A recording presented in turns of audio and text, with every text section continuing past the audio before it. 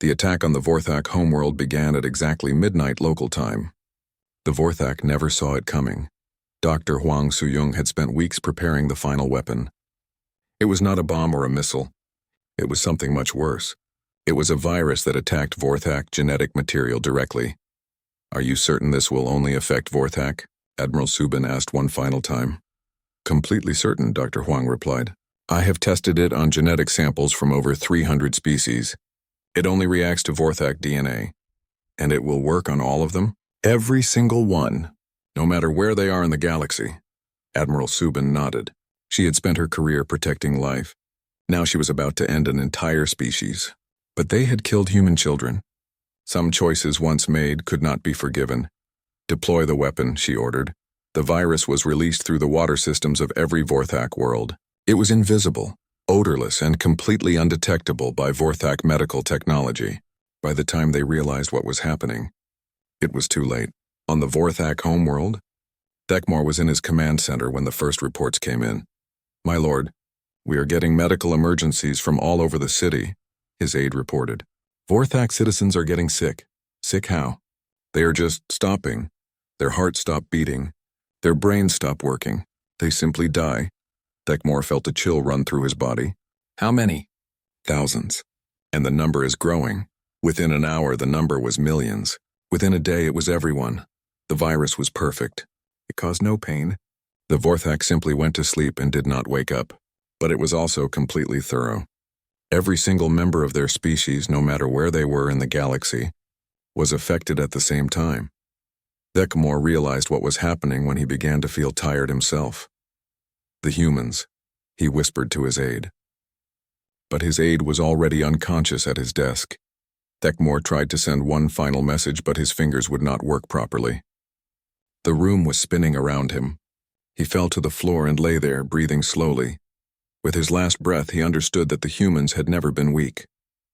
They had been merciful. And mercy was not the same thing as weakness. When mercy ended, so did the Vorthak.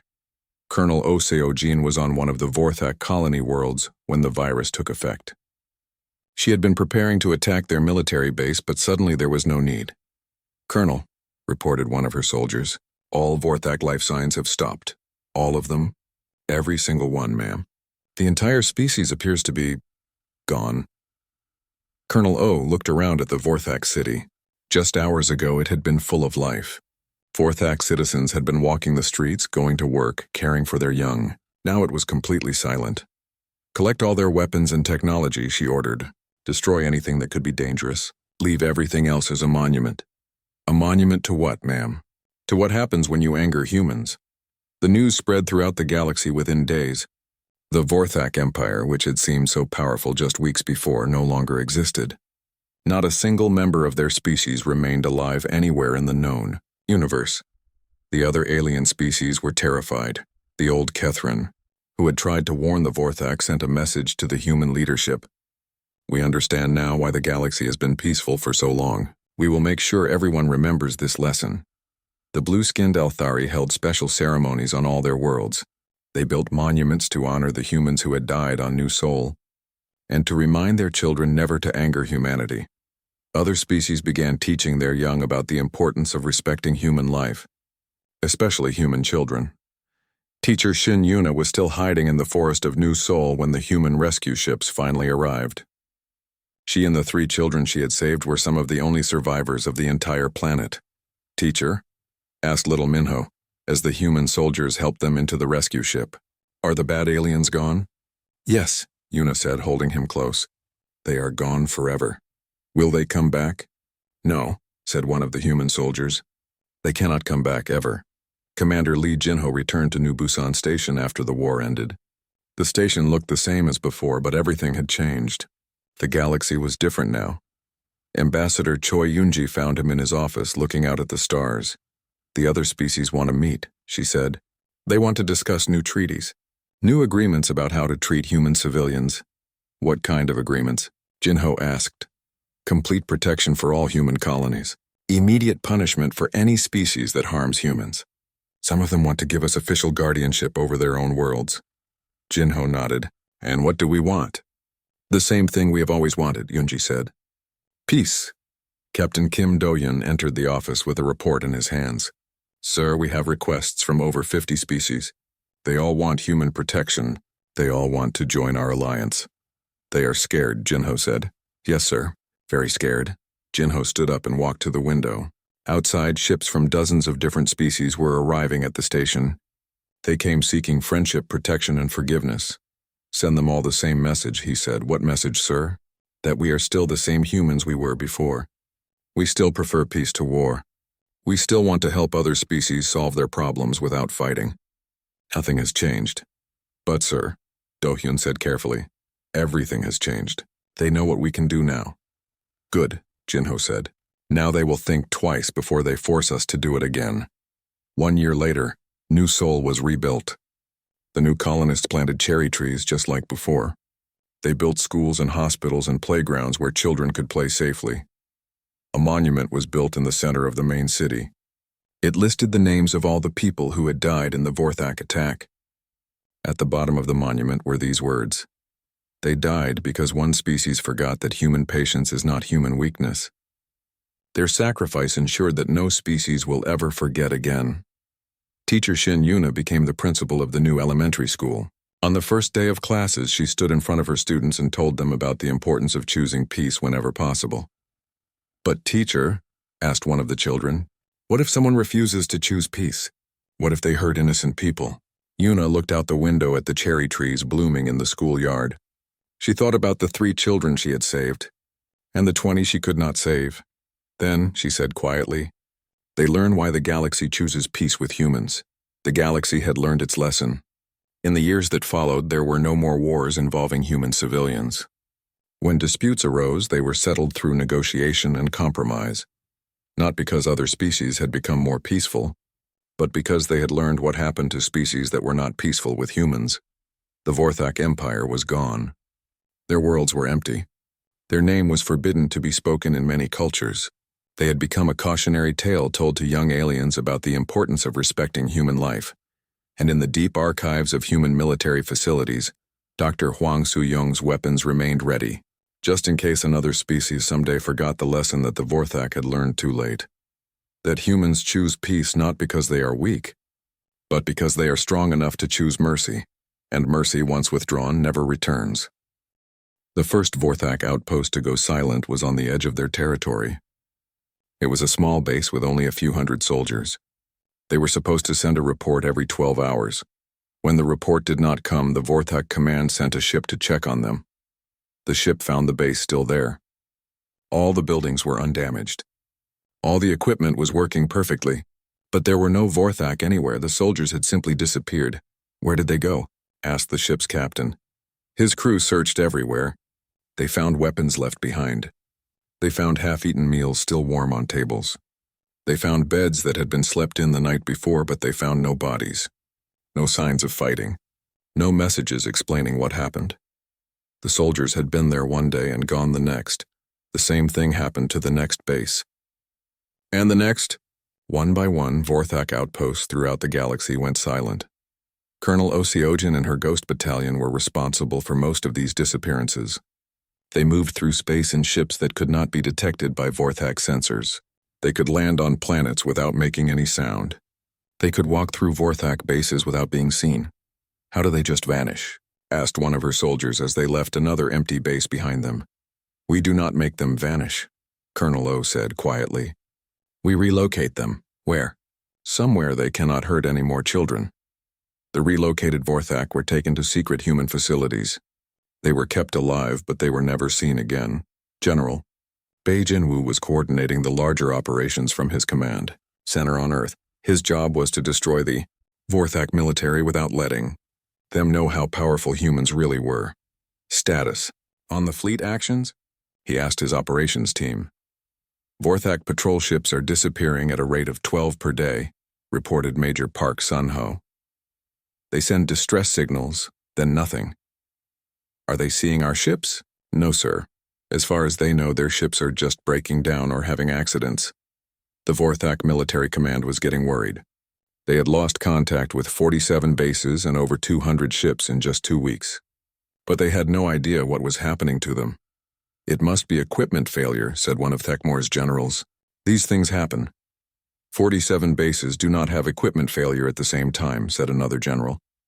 This is an attack. Attack by who? Thekmore demanded. The humans are doing nothing. We have spies watching their major worlds. They are going about their normal business. What the Vorthak spies did not know was that the humans they were watching were actors. The real human military was somewhere else entirely. Dr. Huang Suyong had activated weapon systems that the Vorthak could not even imagine. Some of her weapons could attack ships from light years away. Others could disable entire fleets without firing a single visible shot. The quantum disruptors are working perfectly, she reported to Admiral Subin. We can destroy their ships by making their engines stop working. They think it is mechanical failure. And the genetic targeting systems? Ready for deployment. We can target any Vorthak in the galaxy. The weapon will ignore all other species. Admiral Subin studied the reports coming in from across the galaxy. The Vorthak Empire was slowly falling apart, but they did not understand why. How long until they realize what is happening? She asked. They are starting to suspect, said Commander Li Jinho. Their intelligence services are asking questions about human military movements. Let them ask, Admiral Subin said. By the time they understand, it will be too late. The Vorthak finally began to understand. They were under attack when an entire fleet of their warships suddenly stopped working while they were traveling between star systems. 200 of their best ships had been moving toward a human colony world. They planned to do to that world what they had done to New Sol. Instead, their ships lost power and began drifting in empty space. What is happening? The fleet commander asked his engineering teams. Unknown, sir, they reported. All systems are failing at the same time. Engines, weapons, life support, communications, everything is shutting down. The fleet commander tried to send a distress signal, but his communications were not working either. He tried to restart the engines, but they would not respond. Then human ships appeared. The human ships were unlike anything the Vorthak had seen before. They were sleek and moved without making any sound. They seemed to bend light around them, making them hard to see. Attention, Vorthak fleet, came a voice over their communication system, which somehow was working again. This is Captain Kim Do-yun of the Terran Defense Force. You are now prisoners. Impossible, the Vorthak commander said. Our ships are superior to yours. Your ships are disabled, Captain Kim said calmly. Your weapons do not work. Your engines do not work. You cannot escape. How? Does it matter? You killed our children. Now you will face the consequences. The Vorthak commander tried to argue, but it was useless. His ships were taken one by one. His soldiers were removed and taken to unknown locations. Within hours, the entire fleet was gone. News of the fleet's disappearance reached the Vorthak homeworld the next day. 200 ships, Thekmore said, staring at the report. How did 200 ships just disappear? The humans took them, said his intelligence chief. Impossible. We have been monitoring human military activity. They have not mobilized any major forces. Then how do you explain this? The intelligence chief asked. He showed Thekmore pictures taken by long-range sensors. The pictures showed human ships that looked nothing like the ones they had seen before. Where did these ships come from? Thekmore demanded. We do not know. They appear to have been built in secret. For the first time since the attack on New Sol, Thekmore felt worried.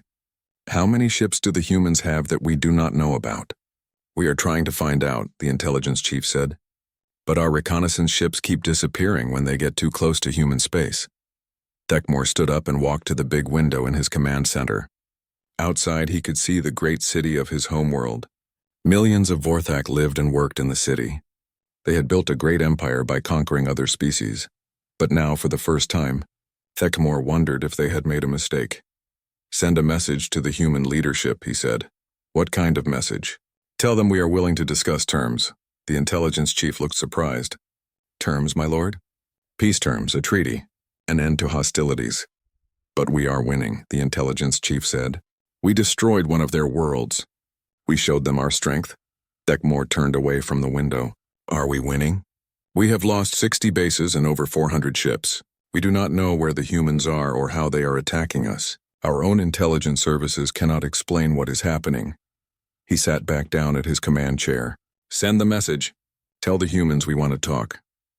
The message was sent that day. It reached Commander Li Jinho at New Busan Station within hours. Jinho read the message twice. Then he deleted it. "Sir?" asked his aide. "Should we respond?" "There is nothing to respond to," Jinho said. "They killed 2 million of our people. They targeted children. There will be no negotiations.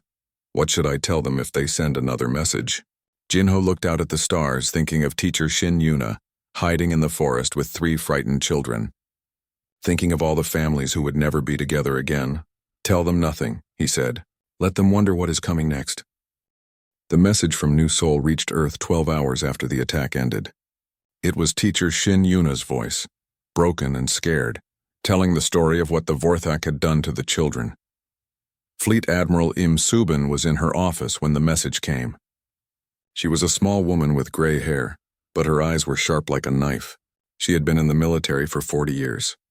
She had never heard anything like this message. The recording played in the emergency meeting room.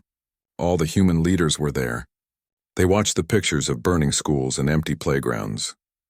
They listened to the Vorthak leader laughing about killing children. When the recording ended, the room was completely silent. "How many?" asked President Kim Dae-jung. 2.3 million, said Admiral Subin. "Almost all of them civilians. Many were children." The president closed his eyes. "And they did this to make a point?" "They wanted to show other species what happens when you do not surrender to them," said General Bae Jinwoo. He was the head of special operations. He had been quiet during the recording, but now his voice was cold. "They wanted to scare us." Dr. Hwang Soo-young spoke from her seat at the end of the table. She was the director of the Prometheus Research Division. Most people did not know what Prometheus really did. "How long since the last time?" she asked. 212 years, the president said. "The Kethrin incident," said Admiral Subin. "But that was different. They attacked our military bases. This was genocide," said General Bae. "They targeted civilians on purpose. They killed children to break our spirit." The president looked around the table. These people had spent their lives keeping peace in the galaxy. They had stopped wars before they started. They had saved millions of lives by choosing negotiation over violence. But some choices once made could not be unmade. "Protocol Omega," the president said quietly. Admiral Subin nodded. "All in favor?" Every hand in the room went up. Dr. Hwang Soo-young spoke into her communication device. "Prometheus Command, this is Director Hwang. Authorization Alpha 77. Wake up the sleeping giants across the galaxy." Things that had been hidden for over 200 years began to wake up. On Luna, the moon base that everyone thought was a research station, opened huge doors that had been sealed for centuries. Inside were ships, thousands of them. They were not like the ships other species had seen humans use. These ships were built for one purpose only. On Mars, the mining operations that had been running for decades stopped mining and started building. The robots that had been digging for metals began assembling weapons instead. In the asteroid belt, rocks that everyone thought were empty suddenly came alive with lights and movement. They had never been empty rocks. They had been sleeping military bases. Colonel Oseojin got the message while she was training with her unit on Europa. Her unit was called the Ghost Battalion. Most people did not know the Ghost Battalion existed. The few who knew about them thought they were just rumors. "Time to go to work," she told her soldiers. They had been waiting for this day, hoping it would never come. All across human space, people who seemed like normal civilians got messages on their personal devices. Shop owners who had been selling alien art for years packed up their stores and reported to military bases. Teachers who had been working with alien children said goodbye to their students and disappeared. Farmers who had been growing food for mixed species colonies suddenly were nowhere to be found. The galaxy began to notice that humans were acting strangely. Commander Lee, Jinho, was still on New Busan Station when the orders came. His new orders were very different from his old ones. "Diplomatic operations are suspended," said Admiral Subin's voice through his secure communication device. "You are now Strategic Operations Director. Activate all intelligence assets. Begin information warfare operations." Jinho looked around his office. On the walls were pictures of successful peace negotiations. Pictures of humans and aliens working together. Pictures of wars that had been stopped before they started. He took the pictures down and put them in a box. Captain Kim Do-hyun found him there an hour later.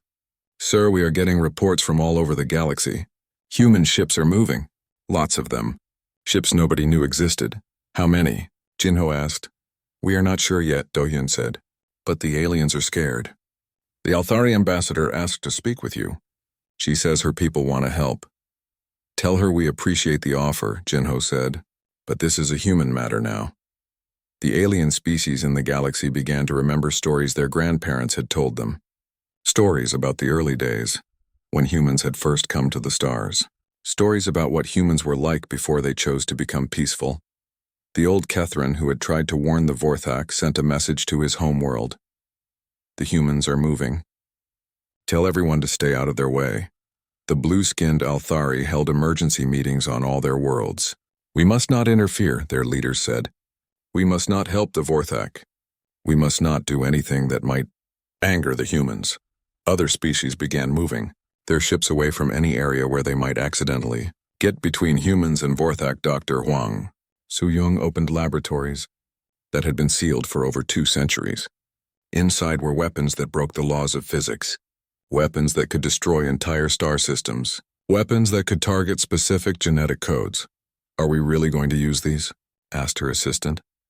We are going to use whatever it takes, Dr. Huang said. They killed our children.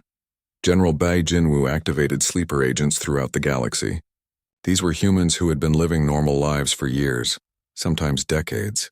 They owned shops, taught school, ran small businesses, but when they got the activation signal, they remembered their real jobs. How many assets do we have in place? Admiral Subin asked during the next briefing. More than anyone suspects, General Bai said. The Vorthak think they know where all our people are. They are wrong. The Vorthak Empire began to notice that human merchant ships had stopped coming to their territory. Human diplomats who had been trying to arrange peace talks disappeared overnight. Human colonies that had been asking for protection suddenly went quiet. Where did they go? Asked Thekmore. His military advisors did not have answers. Perhaps they are afraid, one suggested.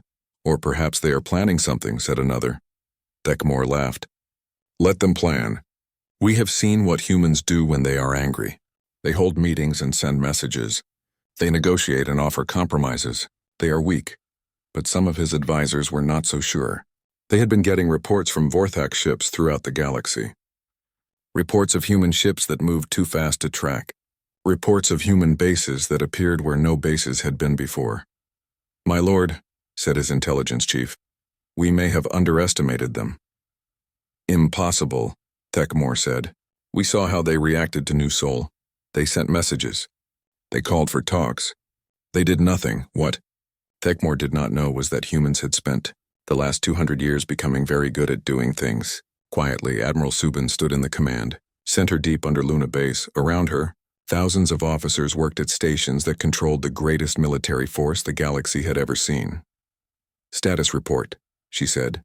All fleets are in position, reported her operations officer. Ghost operations are active across Vorthak space. Intelligence assets are providing real-time targeting data. Prometheus weapons are online and ready. And the other species? They are staying out of our way. Most have offered to help, but we have declined. Admiral Subin nodded. She looked at the big display that showed the entire galaxy. Red dots showed Vorthak positions. Blue dots showed human forces. There were many more blue dots than red ones. They wanted to teach the galaxy a lesson about strength, she said quietly. Let us teach them one. New Sol was a beautiful world. The colonists had planted cherry trees everywhere, just like the ones from old Earth. When spring came, the whole planet looked like it was covered with pink and white clouds. Children played under the trees while their parents worked in the fields or in the small cities. Teacher Shin Yuna was outside with her class when the ships appeared in the sky. The children pointed and laughed. They thought the big black ships looked funny. They had never seen warships before. Teacher, why are those ships so dark? Asked little Minho. He was only 6 years old. I do not know, Yuna said, but she felt scared when she looked at the ships. Something was wrong. Mayor Yoon Hajin was in his office when his communication device started beeping. The message was from the Human Defense Fleet. This is Admiral Song Kyung, said the voice. We have Vorthak ships approaching your planet. Do not panic. We are coming to help. Hajin looked out his window. He could see the black ships getting bigger as they came closer. There were so many of them. How long until you get here? Hajin asked. 6 hours, the Admiral said. Try to keep everyone calm. Do not let them land if you can help it, but it was too late.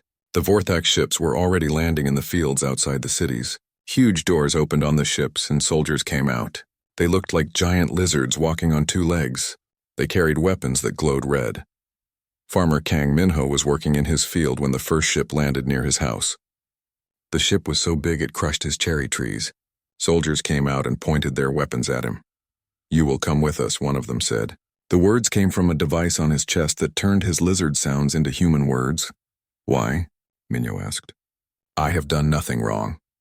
"All humans are wrong," the soldier said. "You exist." Mayor Hajin tried to call the Vorthak leader. He wanted to talk. He wanted to find a peaceful solution just like humans always did. "I am Mayor Yun Hajin," he said when the communication connected. "Welcome to New Seoul. How can we help you?" "You can die quickly," said the Vorthak leader. "Or you can die slowly. That is your choice." "Wait," Hajin said. "There must be some mistake. We are peaceful people. We have children here. Families. We mean no harm to anyone." "Your children will grow up to be like you," the Vorthak leader said. "Weak and useless. Better to end it now." Hajin could not believe what he was hearing. "You cannot be serious. We can negotiate. We can find a solution that works for everyone." "The solution is your death," the Vorthak leader said. "All of you." The line went dead. Teacher Yuna heard the explosions before she saw them. She grabbed her students and ran toward the school building. Behind them, the Vorthak soldiers were setting fire to houses. "Why are they doing this?" asked little Minho.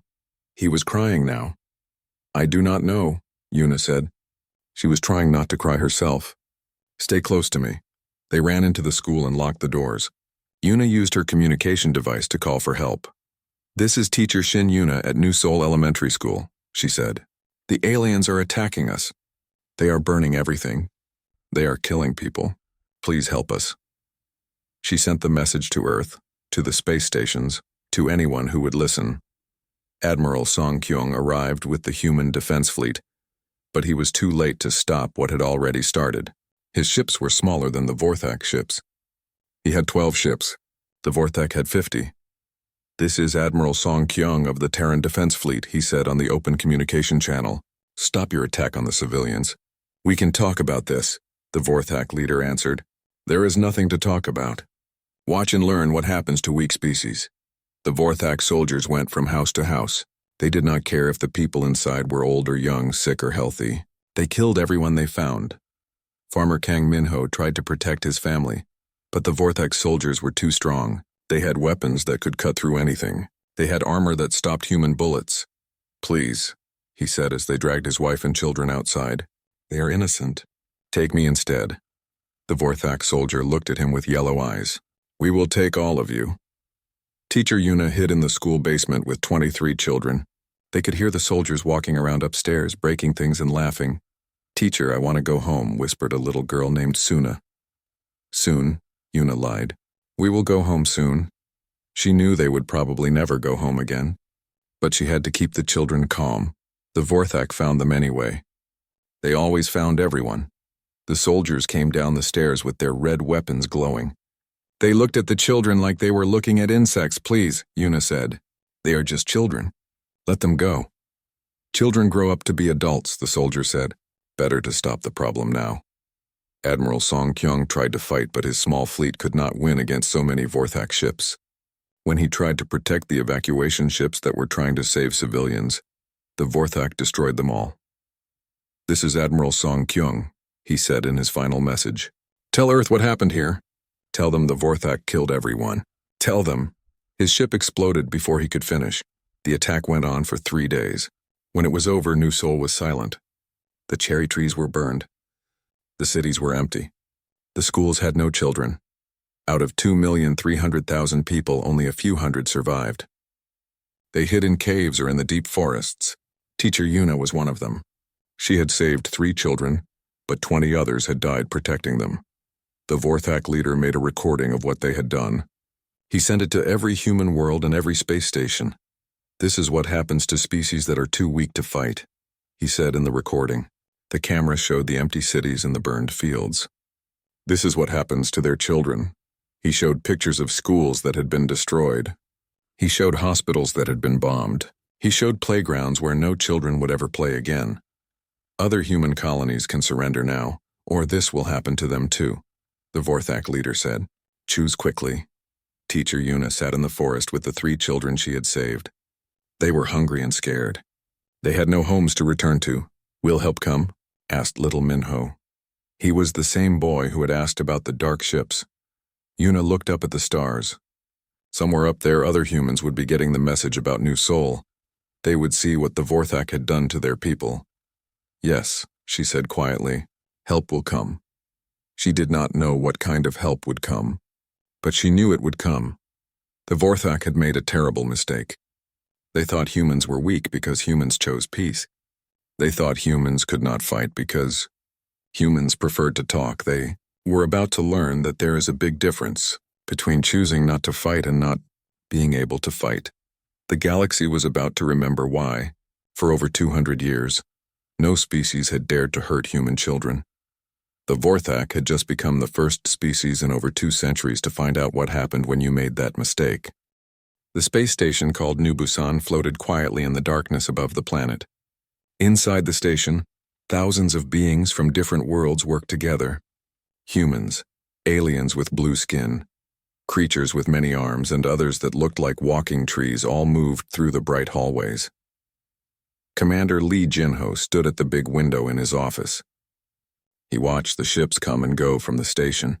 Some ships were long and thin, others were round like balls. Each one came from a different world with different people. Jinho had been running the Terran Diplomatic Corps for 10 years. His job was to help different species solve their problems without fighting. He was good at his job. In the last 200 years, humans had stopped over 1,000 wars before they started. Commander, said Dr. Park Minji as she walked into his office.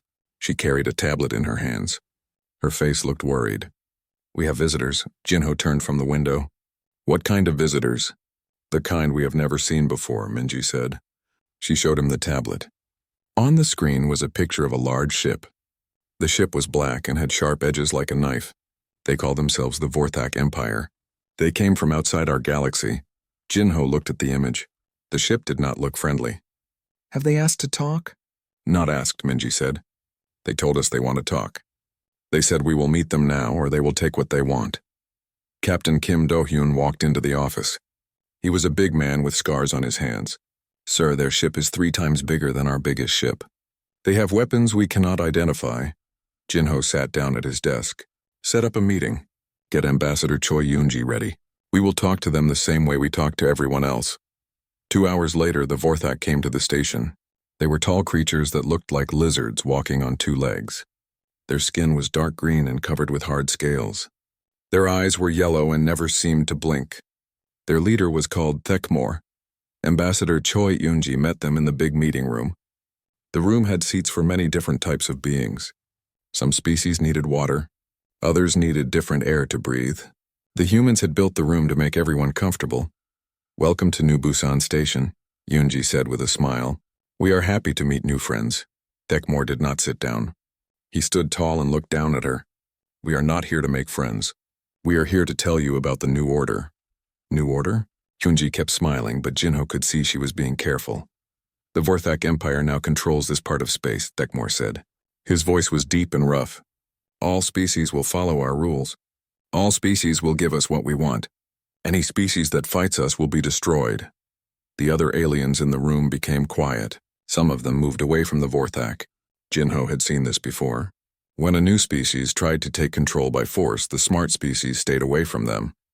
That sounds difficult, Yoonji said. Many species live in this area. They have their own worlds and their own ways. Perhaps we can find a better solution. Thekmor made a sound like laughing, but it was not friendly. Humans think talking fixes everything. Humans think words are stronger than weapons. You are weak.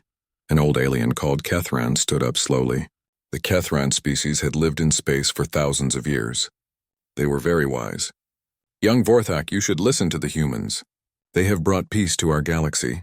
Peace for the weak, Thekmor said. The strong take what they want. Another alien, one of the blue-skinned Althari, shook her head. You do not understand what you are doing. I understand perfectly, Thekmor said. He turned back to Unji. Here are our terms. All human colonies will be moved. We will take the best worlds.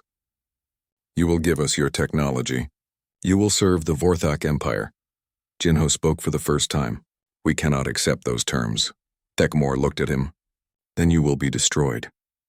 Before you make that choice, Jinho said quietly, let us offer you something different.